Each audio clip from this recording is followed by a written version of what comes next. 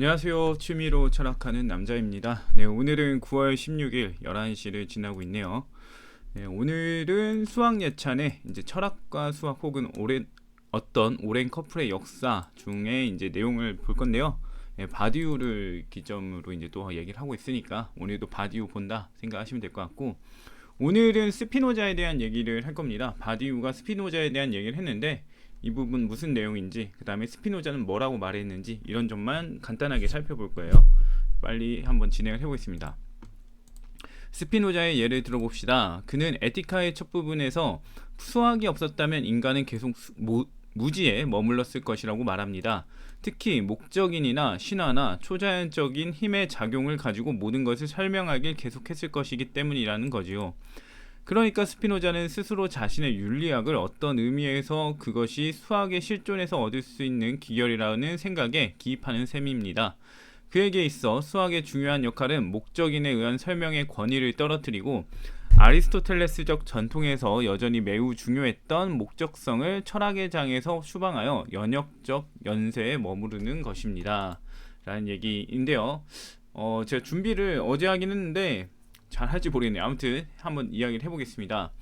스피노자의 예를 보자고 하면서 그는 에티카의 첫 부분, 이게 어디였냐면 일부의 부록이었을 거예요. 일부의 부록이라고 나왔던 것 같은데, 네, 일부의 부록을 보면은 이제 그 내용이 나옵니다. 정확하게 진술하긴 해요. 일단 보면 이 일부의 부록에서 수학이 없었다면 인간은 계속 무지에 머물렀을 것이라고 말합니다. 라고 하죠. 이게 이제 그 바디우의 입장하고 계속 이어지긴 하는데 살짝 달라요. 살짝 다르다는 점을 우리가 좀 알긴 해야 되는데, 이제 바디우는 수학을 긍정하고 싶으니까 너무 긍정적인 말을 합니다. 그 다음 볼게요. 특히 목적인이나 신화나 초자연적인 힘의 작용을 가지고 모든 것을 설명하길 계속했을 것이기 때문이라는 거지요. 네, 이거는 이제 목적인이 뭔지 이런 걸 알면서 하면 되긴 하는데, 헤겔도 그렇고 지금 바디우도 그렇고 그 다음에 이제 스피노자도 그렇고 뭐 여러 사람들이 계속해서 이 점을 지적하고 있다는 사실을 우리는 알아야 될 것 같아요. 제가 그 철학에 대한 해설을 하거나 그렇게 된 배경 자체가 이 같은 얘기를 반복하고 있는데 사람들이 그걸 잘 모르는 것 같다. 뭐 스피노자만의 독창적인 생각, 아니면 누군가만의 독창적인 생각이라고 여기는 것 같아서 그걸 좀 부시고자 이제 정리를 하고 있는 건데, 아무튼 그렇습니다. 목적인이나 신화나 초자연적인 힘의 작용. 근데 목적인이라는 게 뭔지도 알아야 될 거고, 일단 신화 초자연적인 힘의 작용으로 했다는 거는 이제 신화적, 종교적 해석을 했다라고 보면 되겠죠. 그럼 목적인에 대해서만 좀 다루면 될 것 같은데, 목적인이라는 거는 어떤 것을 함에 있어서 목적이 있다는 거예요. 예, 어떤 목적이 이 행위를 일으켰다. 그래서 이 목적을 위해서 현상이 나타난다. 이렇게 얘기가 되는데, 그건 맞는 얘기죠. 우리가 뭐 먹기 위해서 일어나는 현상이 나타나고 숟가락을 드는 현상이 나타나고 이렇다는 얘기입니다. 근데 이걸 또 다르게 보게 되면은 어떤 목적을 위해서 존재가 나타난다는 얘기로도 생각을 해볼 수 있어요. 존재도 결과적으로 현상이기 때문에, 존재한다는 게 현상이니까 그 현상이 나타난 이유는 어떤 목적이 있기 때문이다. 우리가 일반적으로 그 행동이 나타날 때의 상황을 보게 되면은, 예, 어느 정도 합리적인 생각이라고 생각을 해볼 수 있죠. 이렇다 보니까 우리가 좀 유념을 해야 되는 게 근거가 있어요. 그러니까 지금 우리가 만약에 어떤 존재가 나타났다는 거는 목적이 있기 때문에 나타난 것이다. 왜냐면 우리가 행동을 할 때 어떤 목적이 있으니까 행동이 나타나지 않냐, 이렇게 생각을 하잖아요. 근데 이 논리만 보면은 근거가 되니까 사람들이 잘못된 판단을 하는 거겠죠. 우리가 쉽게 생각을 할 때 오류를 저지르는 거는 근거가 없으니까, 근거가 잘못됐으니까 저지른다고 생각할지 모르겠는데, 일단 근거가 어느 정도 합리적이라고 판단을 해야만 오류가 생길 수 있어요. 그게 아니라면 오류가 생기기가 어렵습니다. 진짜 바보 같은 사람 아니고서는 합리적인 판단을 한다고 자기는 생각을 하기 때문에, 그리고 합리적으로 접근을 하려고 하기 때문에 대부분의 오류는 그런 식으로 나타나게 된, 그 근거가 이씨 나타나고 그 근거가 말만 보면은 맞는 말이 된다, 이렇게 된다 이거죠. 그래서 우리가 그 오류를 벗어나기 힘든 요인이 이미 그 잘못된 근거가 완전하게 이제 그 근거로서 작용해 주니까, 내 말이 맞다는 걸 증명을 해 주니까 이게 그게 오류를 벗어나기 힘들다. 그래서 상대가 근거가 있냐 없냐를 가지고 논하는 게 아니라 상대의 근거가 얼마나 현실에 부합하느냐 이거를 보면서 이제 토론을 하거나 대화를 해야 좀 뭔가 올바른 접근이 가능하다 이런 겁니다. 아무튼 그래서 보면은 목적인이라는 거는 이제 존재가 목적을 가진다. 약간 운명론적이기도 하고 신이 어떤 그 목적을 부여했다라는 뉘앙스로 갈 수 있어요. 그 다음 보게 되면 그러니까 스피노자는 스스로 자신의 윤리학을 어떤 의미에서 그것이 수학의 실존에서 얻을 수 있는 귀결이라는 생각에 기입하는 셈입니다. 그러니까 스피노자는 자신의 생각이 수학적 증명, 수학이 나타내는 합리적인 증명을 통해서 나타난 결론이다라는 거를 이제 언급한다라는 거죠.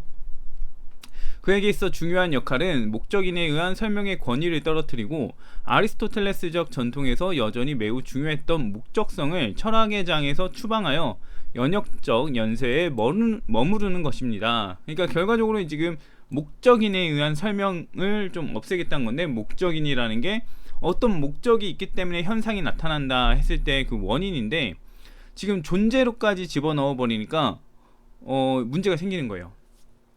그 부분을 보겠는데, 일단 제가 정리한 걸 보면 그에게 있어 수학의 역할은 목적인에 대한 설명의 권위를 떨어뜨리는 것이다. 목적성을 철학의 장에서 추방하여 추론에 머무르게 하는 것이다. 이렇게 얘기가 나오죠. 지금 추방하고 연역적 연세, 추론의 연세에 머무르게 하려고 한다. 어떤 우리의 그 탐구를 이런 얘기로 볼 수 있는데, 왜 목적인의 권위를 떨어뜨리고 목적성을 철학의 장에서 추방하느냐 이렇게 생각해 볼 수 있죠. 목적론적 접근은 사물의 존재 목적에 내재되어져 있다. 그러니까 어떤 존재가 있다는 거는 어떤 목적이 있기 때문이다 라고 이제 얘기를 했잖아요. 기존에 그런 것들이 그렇게 된다고 했는데, 문제는 뭐냐면 이 목적이 어떻게 이 존재 안에 있냐, 나란 존재 안에 내가 살 목적, 삶의 이유, 근거가 왜 내재되어 있을까 해보면은, 이 근거가 내재되어 있다는 걸 긍정하면서 생각해보면 어떤 뭔가가 내 안에다 목적을 심어놨다는 얘기로 이해를 해볼 수 있어요. 왜냐면은 그야말로 목적 자체는 만드는 사람이 제공하는 거거든요. 우리가 도구를 만들 때 도구의 목적을 염두하면서 만들기 때문에 그게 생겨나잖아요. 뭐 칼이라던가 아니면 도마라던가 아니면 뭐 핸드폰이라던가 어떤 목적이 있습니다. 목적이 있는 채로 만들어지기 때문에 우리도 어떤 목적을 위해서 나타난 것이라고 한다면은 제작자가 있어야 된다는 얘기가 돼요. 그래서 우리가 목적을 지녔다면은 제작자가 있다는 얘기가 되고, 우리를 만들 수 있는 제작자는 누구냐 했을 때 이제 신이다 이렇게 나아가게 되는 거죠. 그래서 이제 신이 가정되고요. 그 다음에 이제 따라서 목적론적 접근은 종교적 형이상의 근간이 신을 지속시킨다. 그쵸. 제작자를 염두에 둬야 돼요. 인간이라는 걸 만든 제작자, 나의 운명을 만든 제작자를 이제 가정해야 되기 때문에 이 신이라는 개념을 지속시키게 되고요. 그 다음에 이제 합리적인 판단을 위해서 신을 제거해야 하고, 따라서 목적론의 권위를 떨어뜨려야 하게 되는 것이다.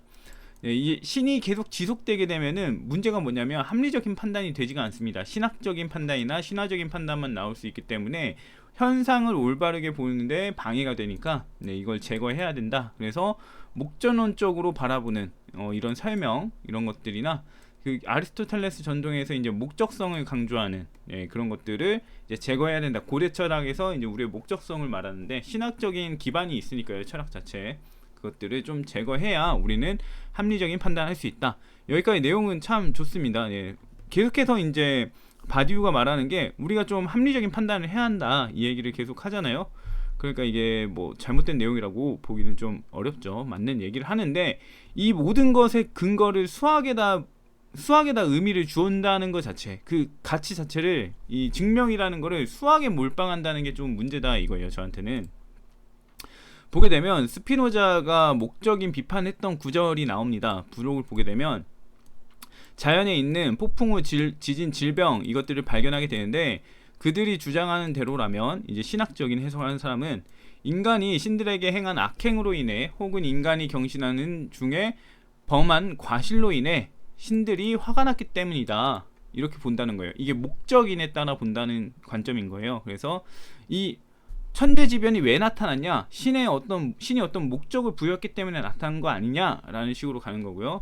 그 다음 보게 되면 유익한 것과 유해한 것이 경건한 사람에게나 불경한 사람에게나 차별 없이 똑같이 발생한다는 점이 밝혀졌음에도 불구하고 편견을 버리지 않았다.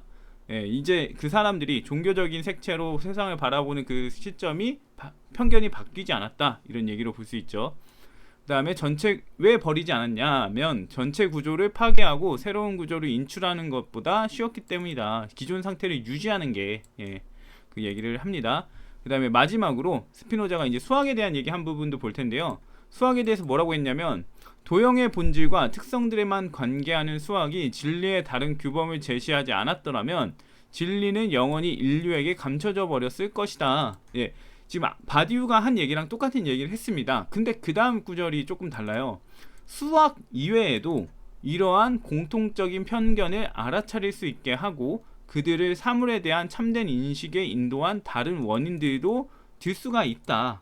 그러니까 수학만이 지금 진리를 드러나게 해주는 역할을 했던 건 아니다라는 얘기를 하는 걸 알 수 있어요. 그러니까 저번에 제가 그 데카르트 그 코기토 에르고 숨의 뒷부분을 제대로 파악 못해서 그 잘못 말을 했던 오류를 저질렀던 것처럼 지금 바디우도 이 뒷부분을 좀 염두를 안 하고 앞에 이제 확인이 분명히 되는 부분을 지금 그 개성이 두드러진다 해야 될까요? 독특한 부분을 이제 좀 주목하다 보니까 스피노자의 완전한 입장을 얘기하고 있지는 않는 것 같다라는 생각이 듭니다. 아무튼 오늘은 이제 어제 또 40분짜리 하기도 했고 그래서 가볍게 얘기를 한번 해봤고요. 다음에 또 다른 이야기를 해보도록 하겠습니다.